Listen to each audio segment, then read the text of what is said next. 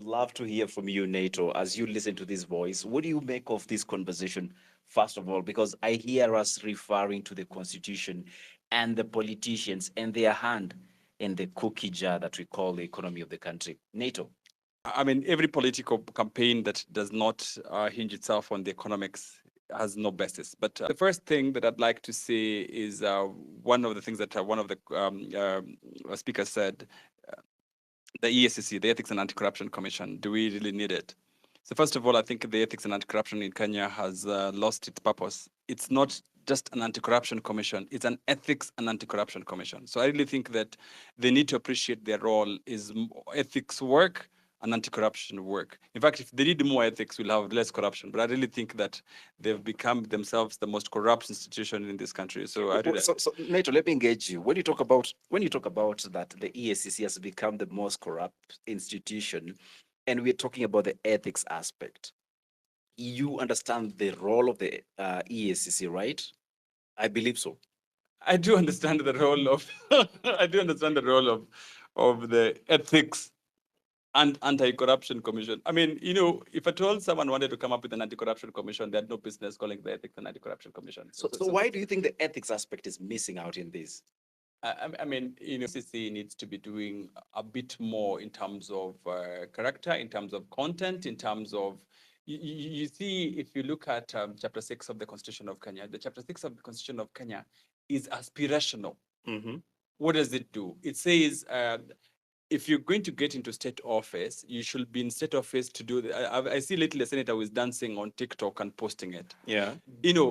That is not anticipated by the Constitution of Kenya.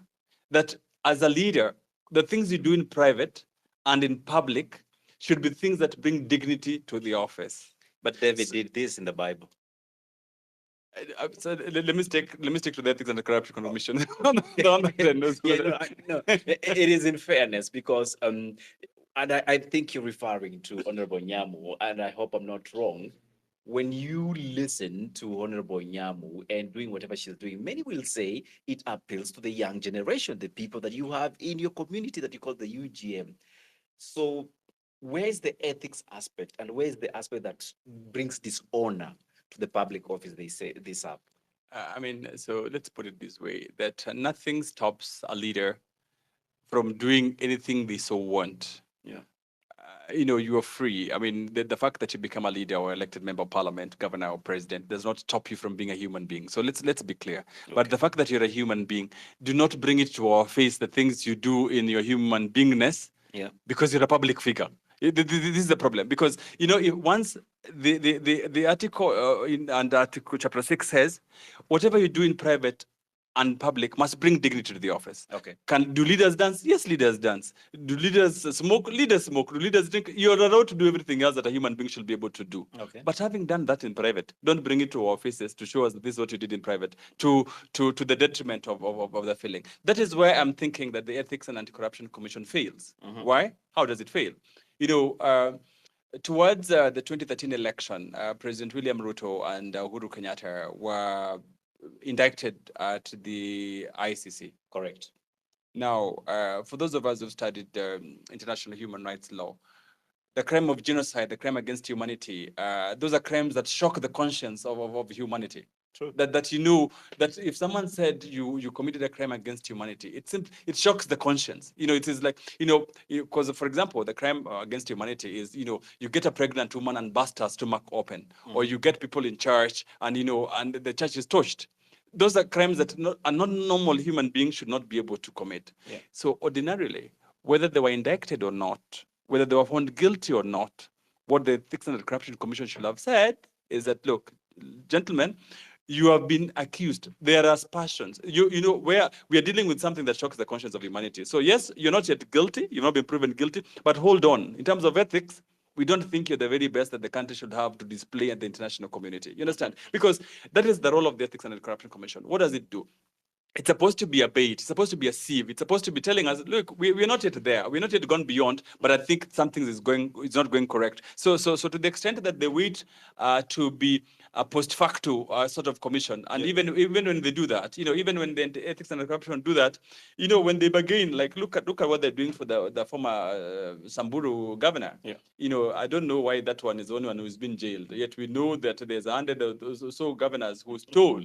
I mean, so is that Samburu money? Was it in dollars or in euros? Why is it the only one who has been? I mean, Agostino, pardon me, but you are a lawyer, right? Rather, you are a student of the law. You understand how it works. It's not what you say; it's what you prove.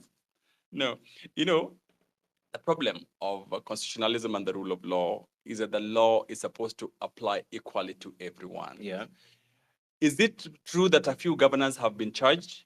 Yes, it's true. A few governors have been charged. So it's not like the Samburu governor only. Yeah. How is it that some governors are given leeway? They can buy themselves out, they can trade, they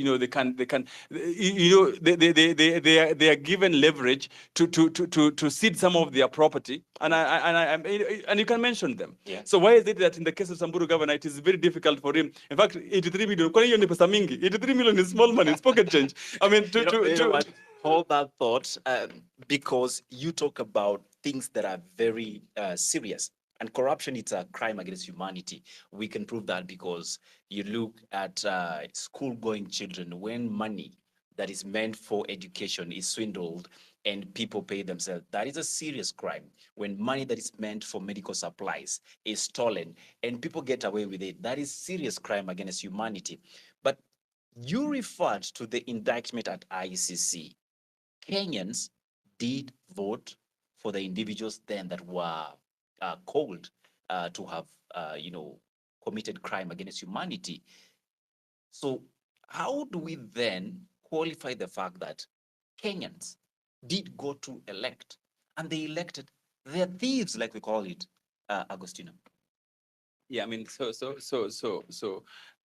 I always have a problem when people want to blame the voter for voting in their thieves or for voting in the people. I mean, I was in the House of Parliament with one of Kenya's most notorious thieves when his own constituents came for him. I mean, I had the chance at that time, as a member of parliament, you have to accompany one of your colleagues whenever they were arrested or in jail, you in solidarity. So the constituents of this particular member of parliament came and they were demanding for their thief. They actually told the magistrate to patie mwizi wetu twende naye, give us our thief. I mean, he's a good thief. So when you have a community that hallows thieves, look at what is happening right now in Kenya.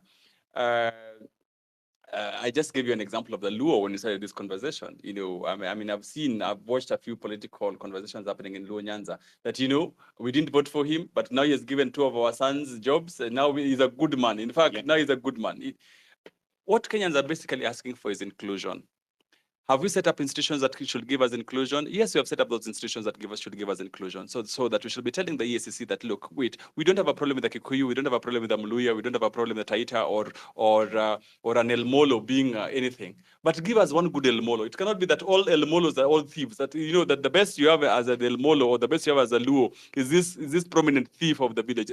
Give us one that at least. So Kenyans are looking for inclusion, but that inclusion has to be checked, and that is the reason why. If you look at the DNA of the Kenyan Constitution, the DNA of the Kenyan Constitution had anticipated that we have this kind of problems. We have an electoral problem that when the election time comes, the people are not so sure who to vote and how to vote. This is the reason why the Eacc should be able to say, you cannot vote this one. If you wanted to really vote Mluya, look for Luya. This one is not good. Allow me to cut you short. Recently, we had the parliament vetting of the CS nominees. You remember there's a letter that came from the ODPP's office requesting, or quote unquote, it was diplomatic language, but it was demanding for EACC to drop some of the cases. And to that extent, the EACC can only but recommend against such individuals upon appointment or rather nomination. So for it to progress further, one will argue when we first defiled the chapter 6 of the constitution, it was when we elected the duo of William Ruto, the current president, and the then president Uhuru Kenyatta. So when EACC makes recommendations, and that's the best they can do, how do we flip it and call it their responsibility? And again, I'm not holding a brief for it. I'm just talking from the understanding that I have of their role in this political process that we call in country Kenya. I mean, for you to process, and I think my colleague Helen did canvass the point properly. For you to prosecute, you need someone to process the documents, and the processing of the documents. ECC has many tools in its hands to process and deal with the Ethics and Anti-Corruption Commission. We are saying that they're not using all those tools in a way that helps Kenya. They're supposed to be this stopgap. They're supposed to be the safeguard. We're not even supposed to be discussing corruption. And in fact, I think I said in one of your spaces that the moment you see an ethics and anti-corruption commission, that is a country that will never sort out itself of the ill of corruption. The truth of the matter is, if you want to see anywhere, in fact, the simple thing is this: whenever you go to a public office and you see there's no corruption, this is a corruption-free area. You must know that that is the only place that is corruption. So you should never ever think that the ethics and anti-corruption commission. This is getting interesting. Allow me to first engage the in-house audience. Quick comments on the issue of corruption. Do you feel this is where it all begins and what we have to sort out when it comes to economic justice? When there are conditions for getting employed in Kenya, whichever class, and one of them is the political seat, others are the appointments. And there's this form that EACC feels I am on an ethics. There's this form that you're given to go and download, and then you fill. That's the first tool that the EACC needs to work on. Apparently, EACC is never interested. And I think EACC is one of the commissions that are meant to mint money from Kenyans. And what they do, you make it so difficult for a beginner because it costs money. That's number one. There's a lot of requirements that are needed, and that is all money. For somebody who does not have a job, that's already rigging. That's already making the person out of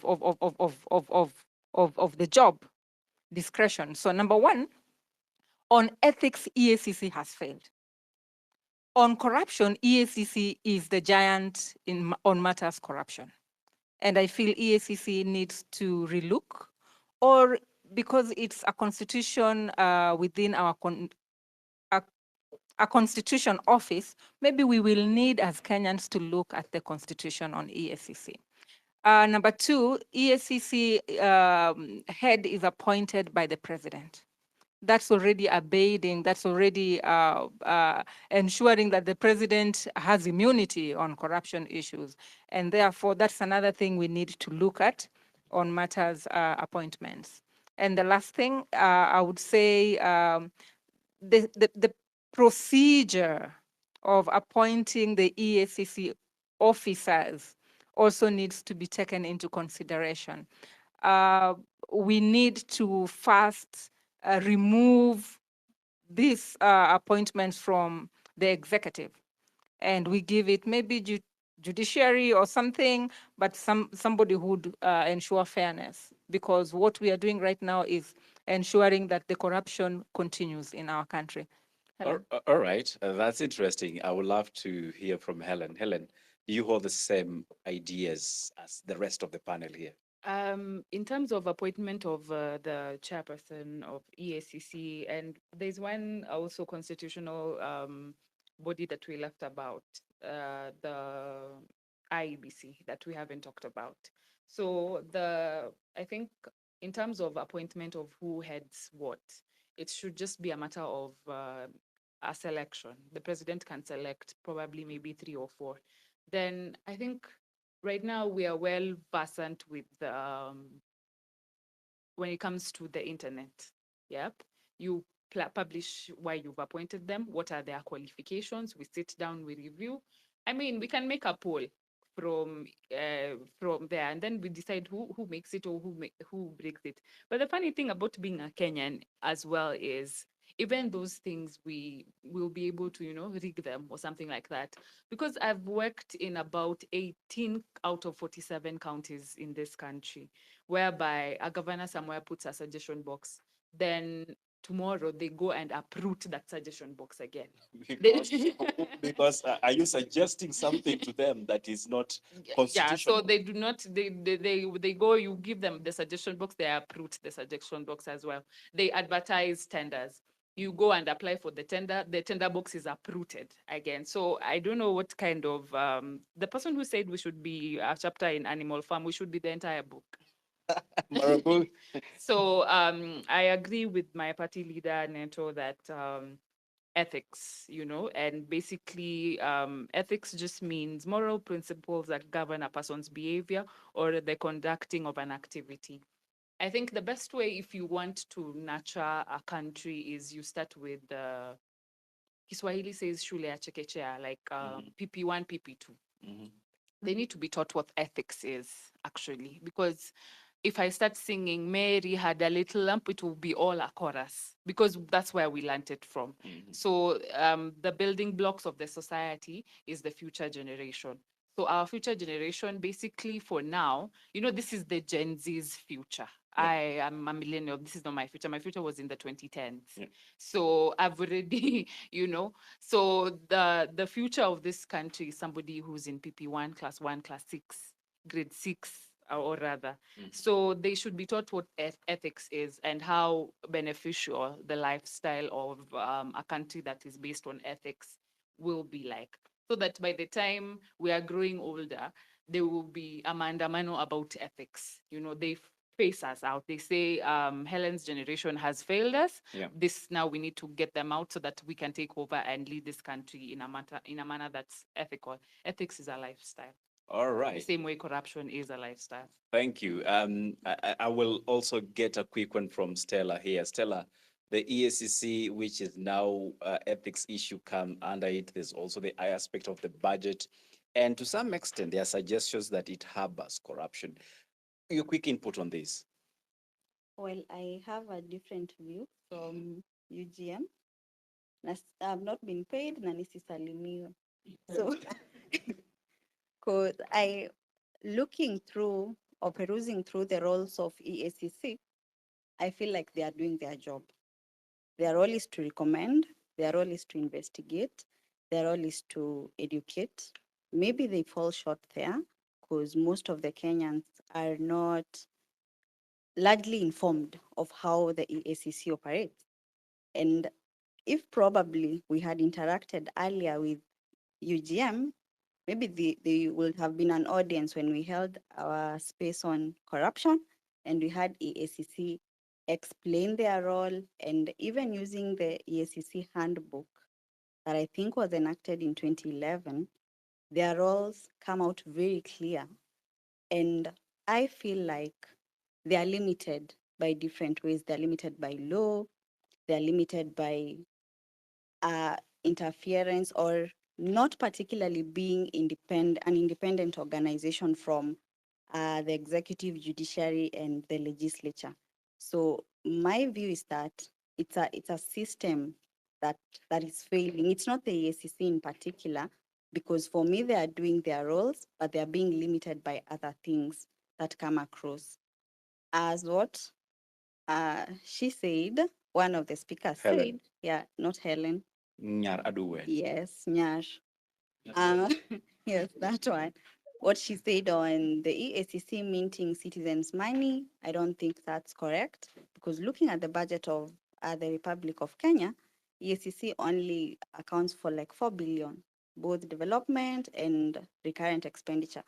4 billion of the total budget is less than 0.01%, because we're looking at a budget of around 4.2 Yeah, what's the trillion number, currently. girls? Okay. So, so yeah, I don't think that is for a for a person. I keep saying that for an individual, 4 billion is a lot of money, but for a whole country, it's a very small percentage. Not to downplay it, but I actually don't think EACC has enough budget. It should be given more budget and more power, and more laws should come or be adjusted to make sure that EACC can prosecute and enhance their recommendation in terms of their recommendation stance. If they say that this person is not fit to go for public office, then it stands. It's not overridden by someone else, or the ODPP withdraws a case. Yeah, that's my take. All right, so Stella, thank you for that. I will now give an opportunity to the Western. And Western, you've heard from a number of, not really politicians, but the number of audience that we have here together discussing the economic justice. The EACC has been mentioned, among other issues. I don't know how you look at this conversation when we talk about the economic justice, especially in country Kenya, and us agitating for a rebirth of a nation that is free from discrimination economically. Western, the mic is yours. Kindly unmute and proceed. Thank you so much for the opportunity. I greet your listenership. First, I'll begin from where the last speaker left. Mizani, the more laws a country has, the more bodies a country has, ostensibly to fight corruption and moral infraction in public life, the more corrupt the society is. That's how it goes. More laws, more policies, more bodies, EACC, what have you. That tells you how corrupt that country is. Why? Because actually, in a functioning body politic, anything that falls within the ambit of criminality, and corruption is criminal behavior, is the responsibility of the police. Whether you're talking about money laundering, whether you're talking about people have been allocated a budget, they can't account for it, those things that the Auditor General exposes time and again. In a functioning body politic, the police takes up those matters. And those who are found guilty, they're locked up. But in Kenya, we're told there's something called EACC. EACC. Well, the analogy I may use is if you have a truck and one of the tires of a truck bursts, okay, I will challenge you, can you take the tire of a bicycle or a wheelbarrow and replace it? EACC is like a bicycle tire that wants to replace the tire of a truck that has burst. That is the police. It's not going to work, I promise you. We had John Harun Mwau of Kenya Anti-Corruption Authority. We had Aaron Ringera. Now we've changed, names, and we've got a priest who is also heading the thing. We think even that a priest will do a better job. There was another priest from the Anglican Church. No. Secondly, the fight against corruption is part of the Western triumphalism in the aftermath of the bipolar world, the collapse of the Soviet Union. So the Americans, there are this notion that the state, and particularly the state in Africa, is dysfunctional, is mired in corruption. And therefore, there was this prescription that, such bodies like EACC, Kenya Anti-Corruption Authority, if you find in Nigeria, they're there, in South Africa, they're there, they're all over the place. You must come up with these bodies to check corruption in the state. But when you look at these bodies, honestly speaking, they're just corrupt. They just advance corruption. Why? Because it's about box ticking. Box ticking. You can make a report to the Americans. We've got EACC. We're fighting corruption.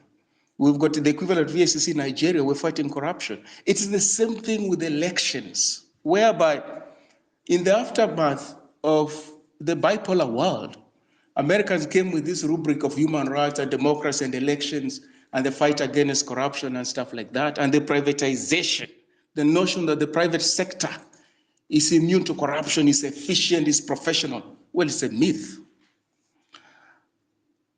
Tyrants in Africa realized that, initially they were scared. What are we going to do with elections and multi-party politics? which we have to ponder over, even as we talk about Ruto must go and what have you in 2027 elections. They realize that, you know what, I can organize elections and win. Why should I be scared of election if I'm the one who's organizing those elections?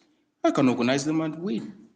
And I'm going to ensure that I win. And then when the West tell me, no, these elections are not credible, but you told me I must hold elections after every 5 years, I've done exactly that. Okay, there were disputes, they went to the courts, but the courts are also controlled by the big man. You go there, you find the big man's lackeys are waiting for you in the corridors of justice. And then you tell the West American envoys in town, they tell you, look here, that matter went before the judiciary. They pronounced themselves on the matter. Please proceed. Respect the rule of law. Economic justice. Mizani, we don't have justice in Kenya generally. We don't. And when you don't have justice generally, that sense of injustice becomes pervasive. There's no aspect of the society that is left unscathed. And that's what we are faced with in Kenya. Because economic justice is not some lofty phraseology. It's referring to inclusivity. It's referring to equal access to economic opportunities. It's referring to pricing open the economy so that all and sundry, irrespective of their gender, irrespective of their social station, irrespective of their level of education, tribe, race, religion, name it, they can feel part and parcel of this economy. We don't have that in Kenya. We don't. It's exclusive. Kenya, for those who care to listen, is one of the most unequal societies in the world, frankly speaking. And we have had that dubious distinction throughout our post-colonial period. At some point, we were 10th in the world, 5th in Africa. I think we are top there. With the Brazils of this world, with South Africas of this world, and such kind of countries. Americas of this world. Why? Because the economy in Kenya is being appropriated by a small fraction of the population, who completely dominate the entire gamut of our economy. The Kenyattas, as somebody mentioned, the Mois of this world, the Kibakis of this world, now William Ruto is giving chase.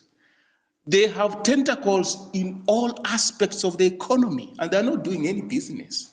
It's about crony capitalism. It's about racketeering. It's about transferring national resources into their private pockets.